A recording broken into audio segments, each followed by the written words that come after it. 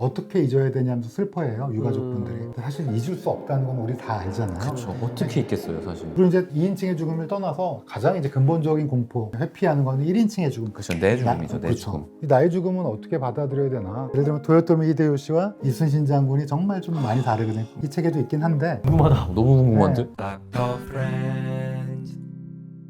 안녕하세요. 닥터 프렌즈입니다. 오늘은 귀한 손님을 모셨습니다. 유성호 교수님. 저랑은 좀 인연이 있으시거든요. 저 책 나왔을 때 홍보도 도와주시고 KBS에서 하고 있는 셀럽병사의 비밀을 나와주셔가지고 저를 되게 이뻐해 주세요. 아닐 수도 있어.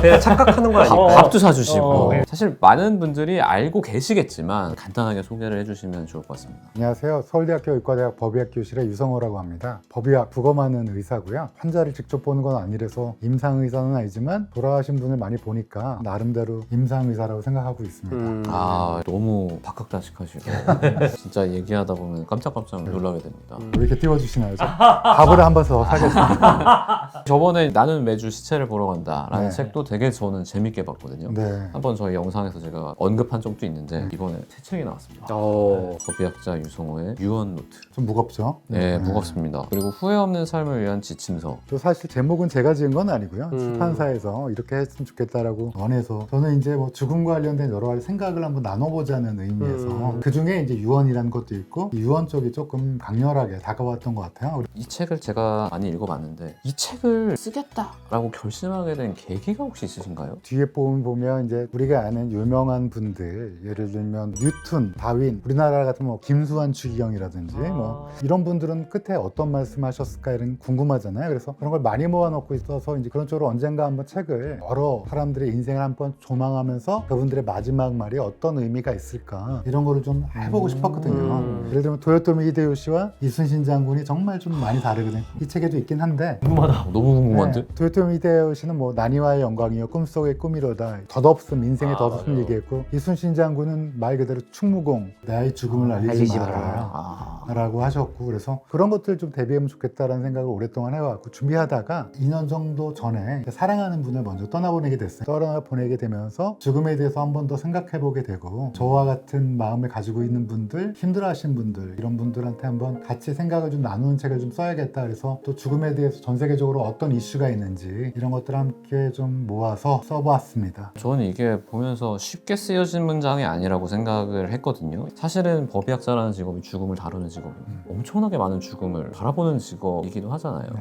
그래서 여기 보면 죽음을 바라보는 3가지 시점이라는 제목이 있습니다. 이게 혹시 어떤 시점이 있을지. 블라디미르 양켈레비치라고 프랑스의 유명한 철학자분이 있는데, 그분이 이제 죽음에 대하여란 책에서 우리가 어떻게 죽음을 받아들이는가를 기술한 게 있어서 저도 이제 그걸 응용해서 제 책에 써봤는데요. 예를 들면 의사 선생님들은 카플란 마이어 서바이벌 곡선 그래서 이 약을 쓰면 뭐 조금 더 생존율이 있고 사망자가 줄고 그런 게 이제 점으로 표시되잖아요. 여기 이렇게. 그게 이제 하나하나의 사실은 사망인데 우리는 이제 점으로 표시할 수밖에 없고, 왜냐면 우리가 학술적인 걸 해봐야 되니까. 그리고 우리가 뉴스에서 큰 사고가 났다 그러면 너무나 안타깝지만 그 다음날은 우리가 자연스럽게 일상으로 돌아가는 그런 죽음에 이제 3인칭 죽음이라고 생각할 수 있고요. 나랑 거리가 있는. 그렇죠. 2인칭의 죽음은 내가 아는 사람의 죽음에 내가 직접적으로 아는 사람. 그럼에도 불구하고 거기도 두 부류가 있는데, 이반 일리치의 죽음이라고 유명한 톨스토이의 책이 있잖아요. 그거 보면 예. 그냥 내 지인, 친하진 않은데 지인의 죽음은 너무나 안타깝다, 이렇게 이른 나이에 얼마나 고통스러웠을까. 그래도 나오면서 바로 도박판에 갈까? 예를 들면 다른 일을 해야 될까? 이렇게 생각하는 건데, 근데 2인칭의 죽음에서도 이제 사랑하는 사람을 떠나보내게 되는 경우, 예를 들면 가족, 인간은 호모사피엔스는 어차피 끝이 있잖아요. 아무도 이제 불길을 해서 얘기하진 않지만 언젠가는 떠나보내야 되는, 그리고 우리도 떠나야 되는 사랑하는 사람을 남기고, 그걸 이제 2인칭으로 보면 그때는 어마어마한 상실을 느끼게 되고 우리가 흔히 이제 애도라고 부르는 과정을 겪게 됩니다. 사실 요즘 시대에는 너무나 많은 장수에 대한 열망, 100세 시대 이런 말들이 온천지를 뒤엎고 있기 때문에 실제로는 죽음에 대해서 아무도 얘기하지 않으려고 그래요. 점점 터부시하는 것 같아요. 네. 영원히 살 것처럼. 맞아요. 옛날 조선시대만 하더라도 역병에 참관하면 죽은 사람을 실제로 봤기 때문에 절에 들어갈 때 사천왕상이 옆에 있잖아요. 그게 실제로 부패된 시신이랑 똑같은 얼굴이 부풀어 오른 거거든요. 눈이 튀어나오고 혀가 튀어나오고. 근데 이제 현대사회에서는 병원이라는 시스템이 있고 장례식장이기 때문에 완벽히 격리됐기 때문에 2인칭의 죽음에 너무나 당황해하고 너무나 그 슬픔의 애도에 어떻게 해야 될지 모르기 때문에 타인을 원망하고, 예를 들면 가족의 죽음을 못 받아들이고 누군가 그 대상이 본인일 수도 있고 의사일 수도 있고 제3자일 수도 있고 이게 굉장히 사회에 많이 나고 그거에 대한 아무런 얘기를 해주는 사람들이 없어요. 상실을 과연 어떻게 받아들일 것인가. 물론 학문적으로는 잘 갖춰져 있긴 하지만 이거를 저도 사랑하는 사람이 떠나보는 경험이 있고 많은 분들이 저한테 물어볼 때는 어떻게 잊어야 되냐면서 슬퍼해요. 유가족분들이. 근데 사실 잊을 수 없다는 건 우리 다 알잖아요. 그렇죠. 어떻게 있겠어요, 사실. 켜켜이 아래에 쌓아두고 딛고 우리가 일어선 건데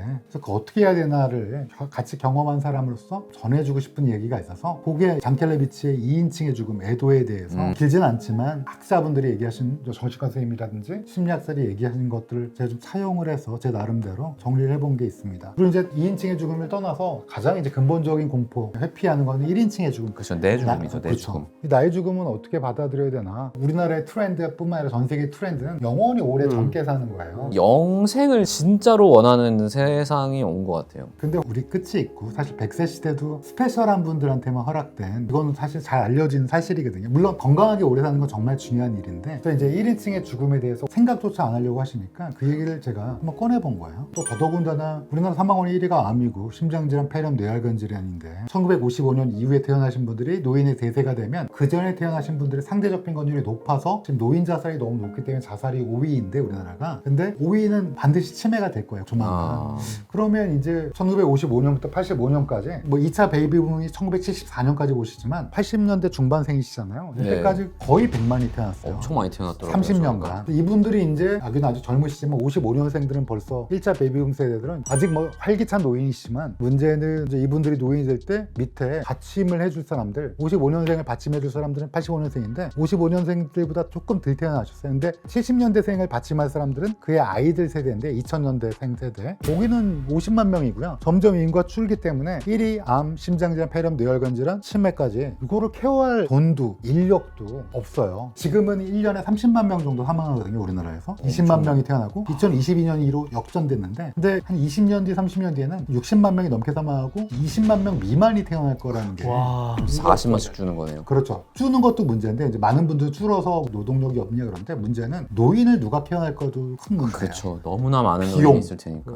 그래서 이제 안락사 얘기를 또 존엄사 얘기를 그래서 쓸 수밖에 좀 없었어요. 그래서 이쪽에는 첫 번째 파트에서는 방금 말씀하신 대로 우리가 죽음을 어떻게 바라보고 이거에 대해서 강조하고 싶었던 상실, 애도를 강조하고 싶었고요. 그 다음에는 1인칭의 죽음에 대해서 길게 좀 논술을 해봤습니다. 특히 안락사를 중심으로 쓴 거죠. 사실 우리가 죽음이라는 것이 굉장히 멀게 느껴지지만 19세기, 20세기 초반까지만 해도 성장 과정에서 형제자매를 잇는 과정이 굉장히 많았을 거고 그 과정에서 사실은 모든 사람이 사람 죽는구나, 나도 죽을 수 있겠구나 라는 생각을 항상 기저에 달고 살았을 거고 어쩌면 그 사람들의 삶이 그 죽음이 나를 바라보고 있다는 게 되게 가깝게 느껴지니까 조금 더 밝게 불타오르거나 의미가 있었을 수도 있겠다라는 생각이 요새 좀 들어요. 역사를 보면서. 그거 아마 우리 한국인의 생사관도 모든 종교를 받아들임으로써 기독교든 불교든 다 기원의 종교, 현세에 대한 기원을 하시잖아요. 그렇죠. 개똥밭에 굴러도 이승이 좋다라는 말이 있을 정도로 현세 기원적이기 때문에 그래서 이 삶이 너무 소중해요. 그래서 애써 죽음을 조금 더 멀리하는 경향도 우리 한국인들한테는 지난날에 생각이 들어요. 그럼 이제 이 책을 계기로 해서 우리 사회가 죽음에 대해서 좀 이야기를 나누고 왜냐면 죽음이라는 게 사실 반드시 존재하는 거고 마음 한켠에 괴짝 안에 있던 거를 꺼내서 사회적인 논의를 해야 될 때가 왔다고 봐야겠다. 그래서 제가 이 책을 쓴 이유도 존엄사 얘기는 벌써 나오기 시작하고요. 많은 식자층에서는 꽤 많이 얘기하잖아요. 맞아요. 근데 이제 존엄사 안락사가 그냥 나이 들면 주는 거 아니에요? 그냥 선택해주게 해달라. 이건 사실 윤리적으로도 왜냐하면 또 그렇게 되면 피어 프레셔 어느 정도 일정 나이가 되면 주변에서 너는 왜 살아있어 이렇게 너무 비용에 대해서만 얘기하면 맞아요. 그러니까 이 사람을 살리는데 필요한 비용에 대해서만 너무 사회에서 얘기를 하면은 특히 동양에선 더 문제가 될 수도 있을 것 같아요. 맞습니다. 그래서 그렇게 하면 안 되고 원래 안락사란 말이 나쁘게 된 거는 나치 때문이죠. 너는 유태인이니까 넌 집시니까 넌 다운 증후군이니까 넌 절름발이니까 필요 없으니까 가스실에 보냈던 그 안락사에 대한 나쁜 기억 때문에 안락사가 나쁘게 표현되는 경우가 많은데 사실은 이제 우리가 사회적으로 앞으로 논의가 될 제가 돼야 된다는 얘기는 아니고요. 논의가 될 수밖에 없는 거는 의사조력 사망이라고 해서 제 책에 좀 자세히 써놓긴 했는데 1971년 네덜란드의 의사가 여자분이셨는데 본인의 어머니가 이제 뇌졸중이랑 여러 가지 후유증 때문에 병상에 배들이 된 오래 상태. 그러다 보니까 뭐 욕창도 생기고 폐렴 여러 감염 많이 생기잖아요. 예. 그러다 보니까 이제 딸에게 너는 의사니까 나를 하나님께 보내달라 8년 동안 간절히 원한 거예요. 그러다가 이제 딸이 그걸 들어주고 이제 그거를 고백을 하고 실제로 재판을 받고 이러면서 이제 네덜란드 왕립 안락사 협회가 생기면서 이거에 대한 본격적인 게 됐고 1997년도에 시행된 미국의 오리건주의 Death with Dignity Act라고 그래서 존엄사법이라는 게 있어요. 그때 당시에 법은 어떤 거였냐면 두 명의 의사분이 저한테 6개월 남았대요. 제가 정신과 선생님한테 가서 저 우울증인가요? 그랬더니 아니래요. 그럼 제가 주치의 선생님한테 가서 선생님 저 펜토바비탈 약 좀 처방해 주시면 안 돼요? 그래서 자기가 스스로 버튼을 누를 수 있는 그게 이제 존엄사법 Death with Dignity Act라고 부르는 그거에서 시작했고 2001년도에 제가 책에 썼지만 네덜란드에서는 또 조건이 다릅니다. 지금 또 바뀌었는데 그리고 2002년에 1942년부터 있던 형법의 내용을 스위스에서 국민 참여 투표를 통해서 부활시켰고 그러면서 우리가 아는 의사졸업 사망 대표적인 건 스위스의 디그니타스 엑싯 인터내셔널 라이프 서클 같은 의사단체에 일종의 수수료를 내고 서류를 내면 심사를 통해서 우리 병원에 와서 조력 사망을 해라. 캐나다는 2024년에 법을 또 크게 바꿔서 마약 중독자부터 시작해서 초기 치매 환자, 미성년자 굉장히 바운더리를 넓혔고 그래서 미성년자도 네 맞습니다. 아, 그리고 네덜란드랑 이것도 저는 뉴스에 본것 벨기에, 같아요. 그다음에 캐나다 이렇게 하고 있거든요. 결론적으로는 이런 사회적 맥락이 우리가 모르고 우리가 그냥 단순히 존엄사 필요한 거 아니야? 뭐 이렇게 얘기하기는 좀 어려운 면이 분명히 있잖아요. 그렇죠. 사실 정답이 있기 어려운 부분이니까요. 그거는. 근데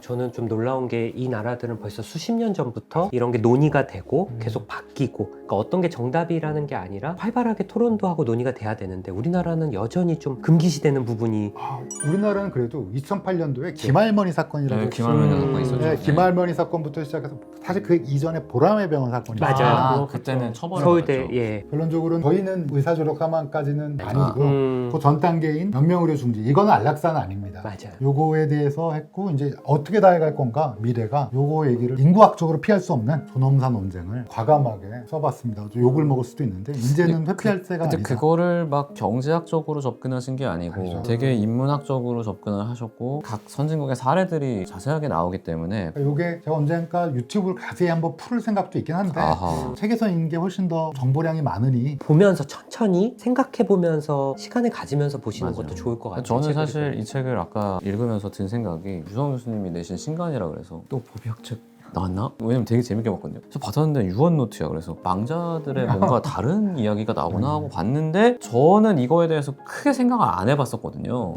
보면서 이제 생각이 계속 드는 생각하게 만드는 책이고 이제는 우리도 이거에 대한 논의를 해야 될 때가 왔다. 더 이상 미룰 수 없겠다라는 생각이 들기도 해서 필요한 시기에 필요한 책이 나왔다는 생각이 들었습니다. 예, 그래서 그거에 대해서 얘기하면서 이제 존엄사의 얘기까지 한번 나눠봤습니다. 오늘 이렇게 영상을 좀 마무리해 보려고 하는데요. 저희가 사실 한번 오시면은 영상을 보통 하나만 찍진 않아요. 앞으로 더 영상을 찍을 테니까 다음 영상도 기대해 주시면 감사하겠습니다. 네, 감사합니다. 감사합니다.